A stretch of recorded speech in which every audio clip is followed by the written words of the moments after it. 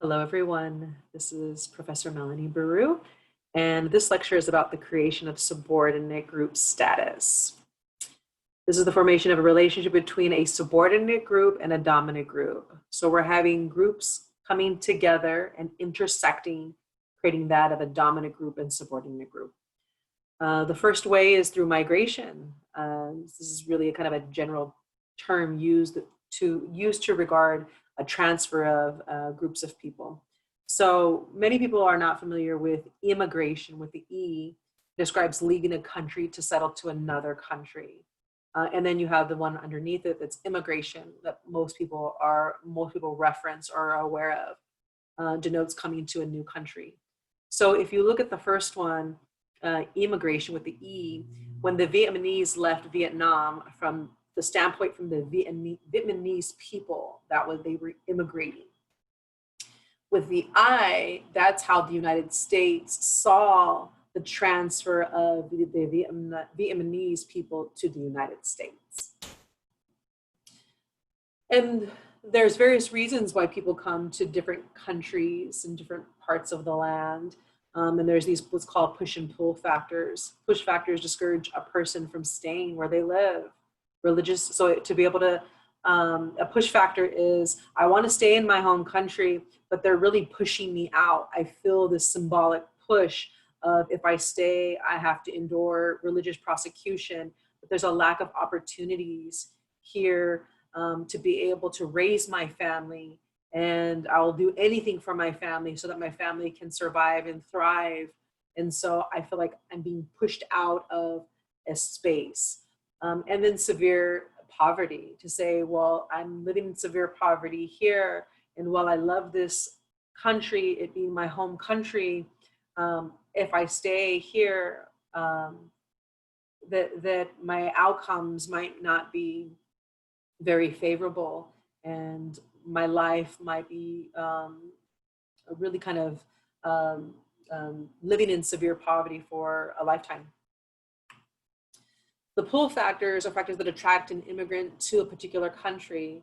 So it is saying, another country is saying, there's a better standard of living, friends and relatives that already live in the country, that, we have this narrative of the American dream. The United States has co-created this script of, this is the American dream. This is the best country in the world. And so there are those pull factors of, okay, I live in severe poverty here in another country, or I'm experiencing religious prosecution. And then here, these other countries, or in this case, the United States, this country is saying that I would have better standards of living, that they welcome immigrants because it's a nation of immigrants. And so I'm going to flee because I'm being pulled in that direction. And then they experience a wide variety of experiences in the new country. Also, there's annexation. So this is where nations, particularly during war, incorporate or attach a land. So these are some of the examples: the U.S. Louisiana Purchase of 1803, the Treaty of Guadalupe Hidalgo, native land. So when annexation occurs, the dominant power suppresses all of their ethnic and cultural rituals.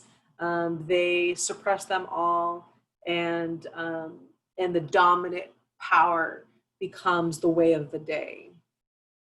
The new minority often tries to maintain their cultural practices despite annexation, so they might have these little fugitive spaces to maintain their customs. Colonialism, this is very common.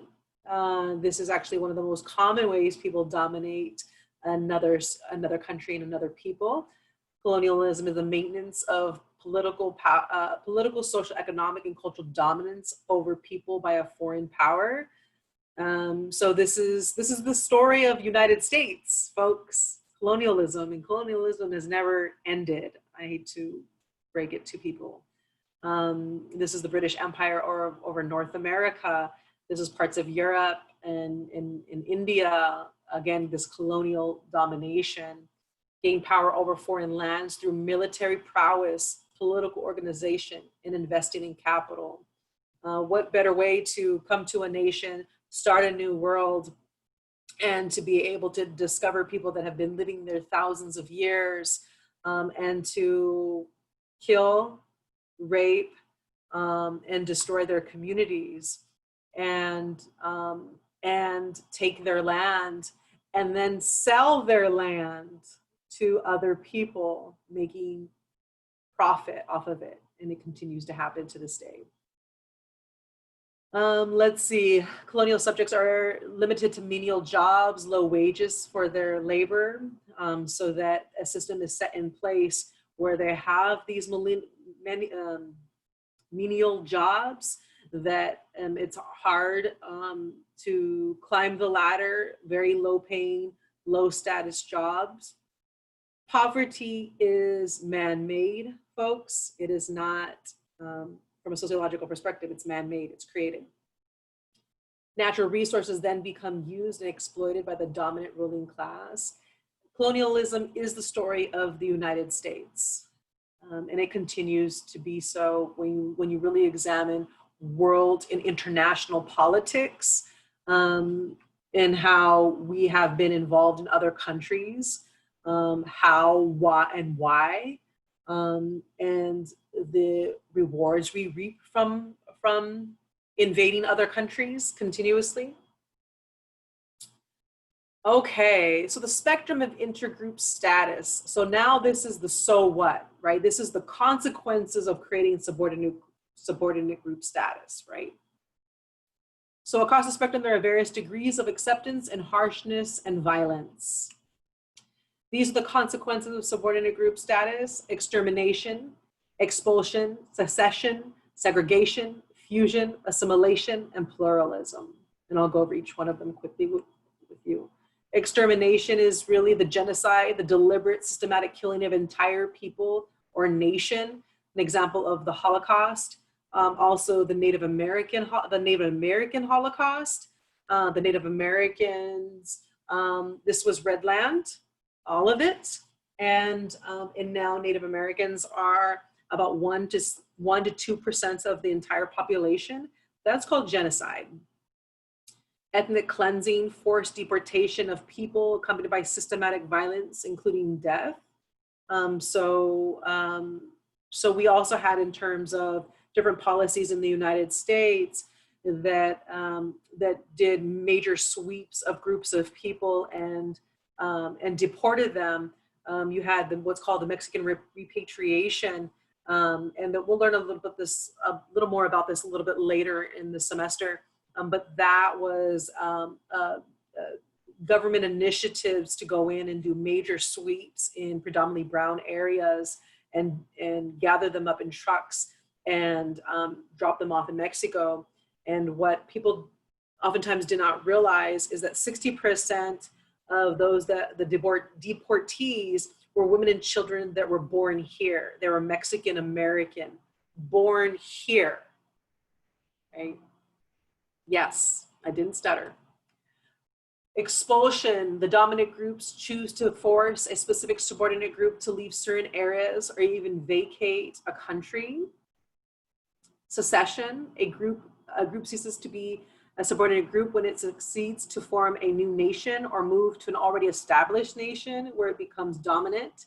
So this has yet to happen in the United States, but you hear of it in small circles. So for example, like the Nation of Islam is familiar with secession, really saying it's the notion of not segregating, but separating. And there's a difference as it relates to power, saying, okay, then if you don't want us in this country, and it's Nation of Islam is relatively a specific Muslim group, Black Muslims, that are saying, okay, so if we are continuously being killed and hunted in the United States, and we've had years of working the land for free via slavery, then we have an entitlement to the land as well, and just give us our fair share of the land. And that they would start their own nation, a nation within a nation, if you will. Segregation is the physical separation of two groups in residence, workplace, and social functions. Usually the dominant group imposes this on subordinate groups. So we've had segregation in the United States, separate but equal, knowing that it was not equal during Jim Crow era. It was very much the rules of the dominant group, and it was two different realities, one of haves and one of have-nots, also split through racial ethnic lines. We also have fusion, where a minority and majority group combine to form a new group. So if this was a math equation, it would be A plus B plus C equals D, that all these groups come together forming a new reality. I can never say that word, also known as amalgamation. But this is also the notion or the narrative of the melting pot. You don't hear it as much as it once was told, but people would talk about the United States as if it was a melting pot, where you had all these different racial ethnic backgrounds coming together in the United States and melting into this beautiful cohesive stew, right? And so that they became something else, right? With the mixture of all their different flavors. But what we realized is that different groups came together, but they didn't create something brand new for everyone. That wasn't really the case. This is assimilation, excuse me. And if you see the equation on the bottom, A plus B plus C equals A. So this is the process by which a subordinate individual or group takes on the characteristics of the dominant group and is eventually accepted as part of that group, right? And so, so this is what we've seen overwhelmingly in the United States, is that you have these various ingredients of stew coming together, and some people have lost or it's been taken away their culture, their language, their belief systems, and they've adopted that of the dominant group. That there is an assimilation that has taken place by force or by social pressure. So like, for example, for the boarding schools of Native Americans, that was forced assimilation, right? So they can become something other than themselves. The notion of kill the Indian, save the man notion. You see this with people of color all the time, is that there's always a dominant force of assimilating to Eurocentric ways. And so there's always these kind of a push and a pull, and to be able to either accept or resist that push and pull. Assimilation continued. Assimilation must include an active effort by the minority group individual to shed all distinguishing cultures and beliefs, so their culture, and acceptance of the individual by the dominant group. So there has to be some form of accepting the eradication of their culture and that of adopting a new one. It might be under the guise of violence. It might be under the guise of, I want to get promotions. I want to climb the ladders. So I noticed that people hire more people of color that assimilate. So let me go ahead and social distance myself and kind of close the door on my culture and really adopt the culture of the dominant group. See that all the time. A movement away from one's cultural traditions and a movement towards an antagonistic culture, right? So I mean, that pretty much says it, right? The last one on this one is assimilation takes on various places for different ethnic groups and generations. And so for some groups, it's more overt. For some groups and generations, it's more covert. But there's always a social force and pressure to assimilate. Assimilation takes longer on the following conditions. The differences between minority and majority are large. The majority is not receptive, or the minority restrains its own culture. So does not consent, where maybe the majority group says, I don't want them to be like us. And the minority group says, I'm hanging on to my culture, that my culture is beautiful and that your culture is beautiful. And so I don't want to get rid of mine. I'm resisting getting rid of mine. Also, the minority group arrives over a short period of time. The minority group's residents are concentrated rather than dispersed. And so it's much more difficult to assimilate if you have pockets of groups of people that are well formed and come together and maybe even build their own communities. So you see that in big cities like Japantown or Chinatown. And so that there is, they're isolated. And so they're able to keep their culture as they have the numbers and as they're concentrated in a small space. Their arrival is recent and the homeland is accessible. Assimilation may require folks to assimilate to the new country when simultaneously experience a lower class standing from their home country. The dominant narrative is that immigrants should and have responsibility to absorb into the dominant culture. So in the United States, what we typically see that when people come to the United States, there is an assumption that they should absorb into the dominant culture as if the dominant culture is neutral, but it's actually very Eurocentric. And so the last one here is there's a push towards assimilation in the United States and a resentment if one is not attempting to do so. There is an unspoken narrative, there's an unspoken expectation that as a nation, we expect people to come over here and to become similar to the dominant group in characteristics, but typically not in power. There's also pluralism. This is a mutual respect among various groups. This is wonderful. This is absolutely beautiful. I have not seen that in the United States, but this is A plus B plus C equals A plus B plus C. What a concept that people come together and can maintain their cultures, coexist, that there's not a push for assimilation or a push to change, but really, truly living together, coexisting, learning from each other, and learning new ways. You know, it's really fascinating.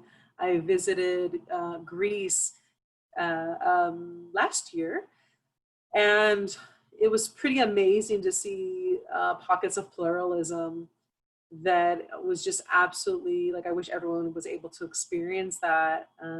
A small little example that is, you know, a microcosm of something larger in Greece is that you would go to a restaurant and I should have put it up here. I don't know where I have it, but there will be, at some restaurants, there was 7 languages, that the menu was in 7 languages. There was always more than 2 languages, always. And it just accepted the fact that there was various people that came in and out of Greece that were welcomed and that they were also serving. And so that, of course, they would include the various languages. In the United States, we're very much stuck with this narrative of, like, you're in the United States, you know, speak English. Well, one is English is from England. So it's an immigrant language, right? You know, if we're here in the United States, then we would speak Navajo or Cherokee. Those are the native languages to this land. And so much more, but English is from England, and but there's really the notion of one language.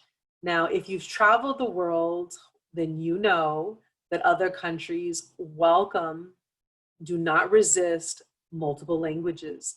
In many ways, they just accept it, and they don't see it as a negative thing. If you have yet to travel the world, I encourage you to travel.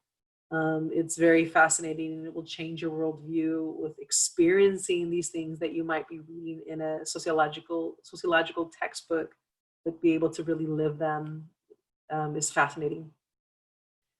Okay, well, that's where I'm going to end. That's the end of this lecture. I hope you're all doing well. Take care. I'm going to stop recording this. So you all take care. Bye.